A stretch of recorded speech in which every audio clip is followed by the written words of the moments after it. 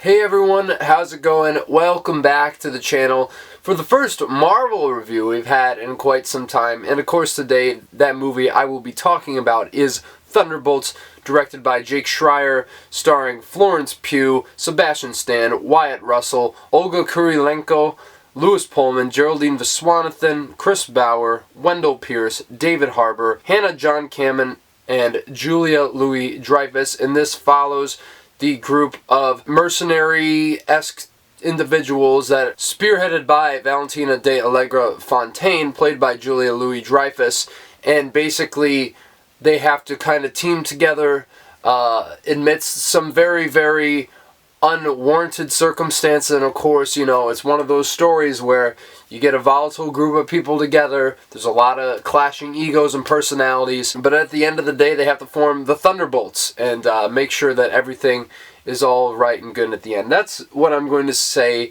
and trying to be as vague as possible when it comes to this film, because, look, I was excited for this one. I heard good things out of test screenings, which usually hold up a lot better than early Twitter reactions. So when I hear something's good in a test screening, when I hear something's bad, you definitely have to think that that holds a lot of weight. I mean, we've seen this time and time again. I mean, Captain America Brave New World I heard was terrible. And before The Brutalist premiered at any of the festivals, we were hearing it was going to be this masterful American epic. So I really do think is one of those things that I definitely give a lot of credence to the early test screenings in that regard. And the writers have written stuff that range from, you know, Thor Ragnarok to Transformers 1 to apparently the next Fantastic Four movie, which gets me excited. I'll get into that. And of course, one of the co-writers is one of the co-showrunners on The Bear. So it seemed like there was a lot lining up for this movie to be pretty great. And the fact that Florence Pugh even said herself, it's like if Marvel did an A24 movie, and some people are kind of like, huh? You know, considering the downslide that Marvel has been on. I mean, I think Captain America Brave New World is the worst movie that they've ever done in the MCU. So to go from that to one of their absolute best was not something I was expecting at all. And I'll tell you what, this is the first time in a long time where, one, I could not predict where a Marvel movie was going.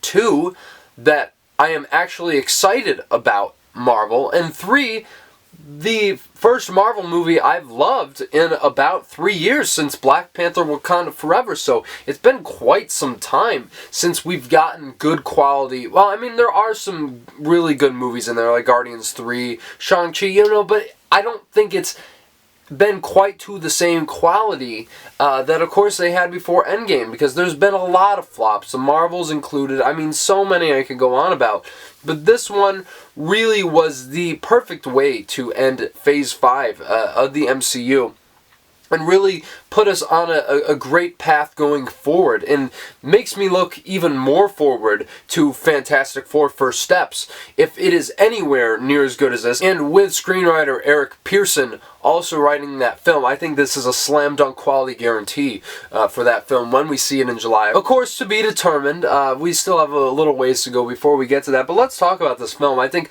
the thing that works first and foremost is the cast, their chemistry with each other. It's absolutely exceptional. I think Florence Pugh, once again, coming back as Yelena, picking up where Black Widow left off, and of course, the miscellaneous appearances she's had throughout the television series in Marvel. And I think that, you know, further proof that she is like maybe the greatest actress of her generation. I really do feel that way, and I think she has slowly started to become, I mean, well, honestly, pretty quickly after this movie, one of the standout characters in the MCU. And I could also say the same exact thing for Wyatt Russell as John Walker, who I think was easily the most compelling character in the Falcon and Winter Soldier TV show. And I'm really, really glad to see that they continue that streak and the really, really great writing for him here, and evolve his characters in ways that I really was not expecting. And I really, really, really, really love the chemistry that this whole team has with each other. You also have Hannah John-Kamen, who is returning from Ant-Man and the Wasp. I mean, I forgot about that movie. Honestly, it's been so long. But I am really happy to see that she gets to come back and really shows some of her chops here. Now, I think out of the whole cast, her character is the one that gets a little shortchanged. I don't think that there's like a whole lot with her in this, but still, she's got great personality, she's got a lot of funny lines, and she fits this dynamic perfectly, and I really love seeing her. I think one of the other absolute standouts in this movie is Louis Pullman as Bob, which is funny because I'm pretty sure that's his character's name in Top Gun Maverick as well.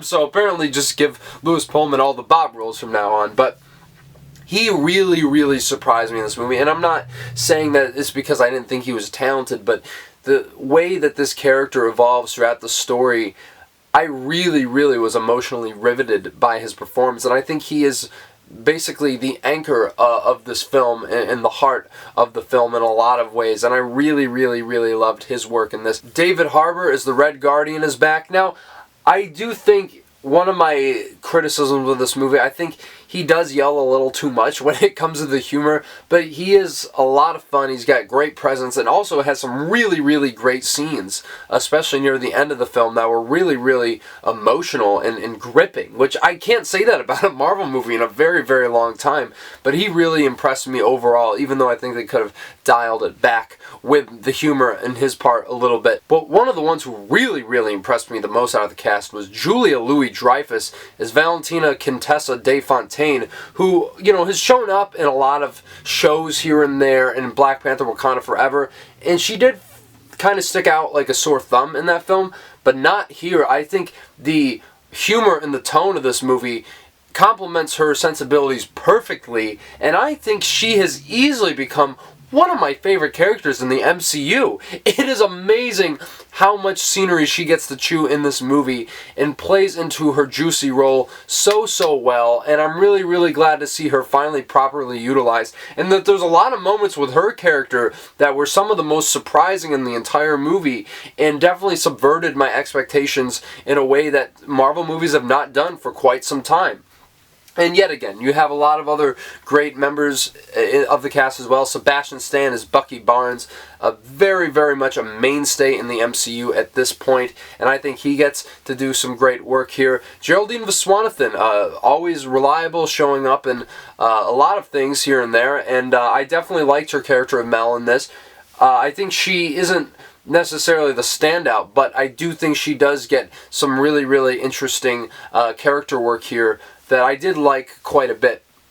And so I could go on and on about, you know, the cast of this movie, but I really do think that's why the dynamic of this team really works. Their bickering, their interpersonal conflicts, and I think that's the thing that really stands out the most. Another thing I didn't mention about this movie, it's like this is a Marvel movie that actually is about something. It actually has legitimate depth in the way it tackles mental health and depression. I mean, it really is so refreshing to see a story as important as this, as universal of a struggle that a lot of people deal with, being thrown onto such a big screen.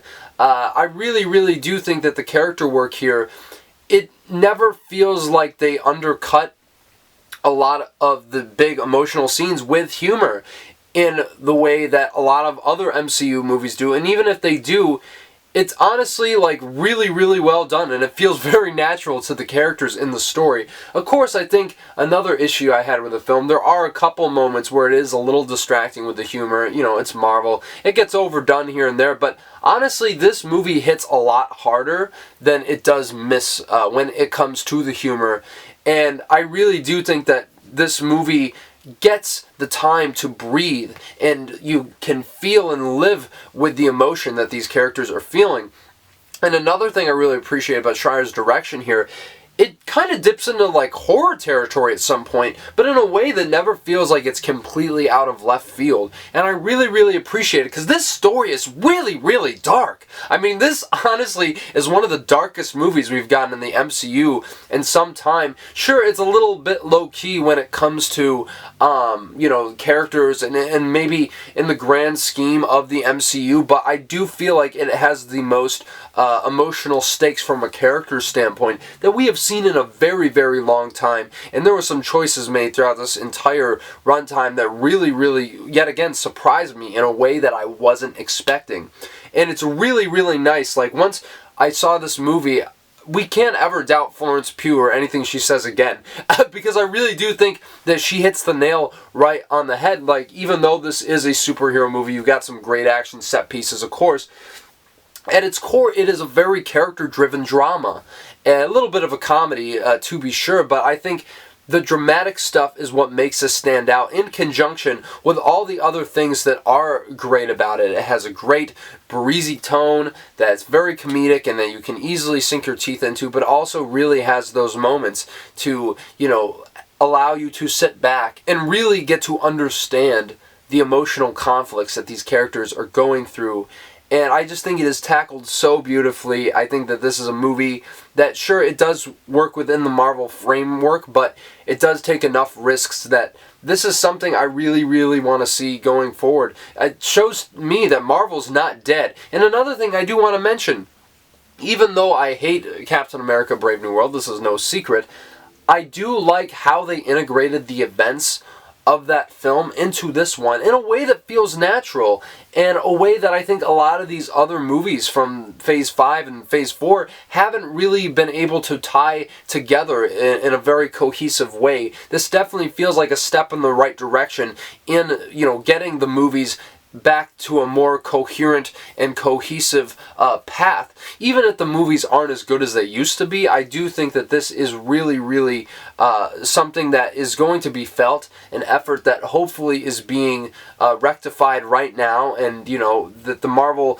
cinematic universe gets back on track very soon, because this next phase is honestly looking pretty tight. I mean, you have a sequel to the best Spider-Man movie in the MCU, you have Fantastic Four, you got the two Avengers movies, which, yet again, I have my reservations about that. That's a whole other thing.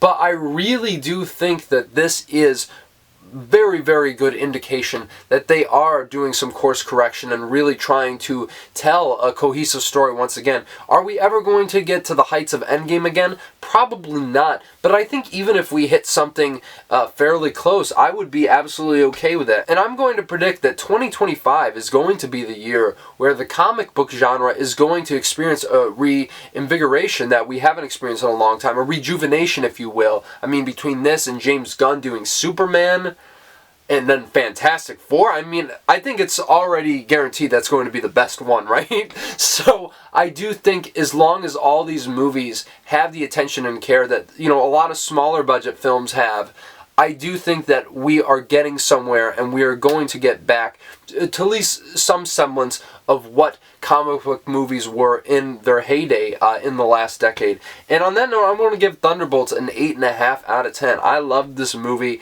It was one of those ones, the more I thought about it, the more it came together for me. And I really think the third act, even though it has some, you know, issues that do plague Marvel movies, and, you know, there's nothing new in that regard, but there's enough new there that really caught me off guard that I am still going to be raving about for a while. I cannot wait to see this movie again. I think it was absolutely fantastic, and I hope you guys enjoy it as much as I did. And if you've seen it, let me know what you think down in the comments below. Do you think this is one of the best in the MCU, or do you think it falls short of the mark a little bit? Let me know all that and more, and please smash the like button, subscribe to the channel if you want to see more movie reviews like this. I'm going to do another one very soon. If you're interested in seeing that and so much more, please stay tuned for that, and I will talk to you guys soon.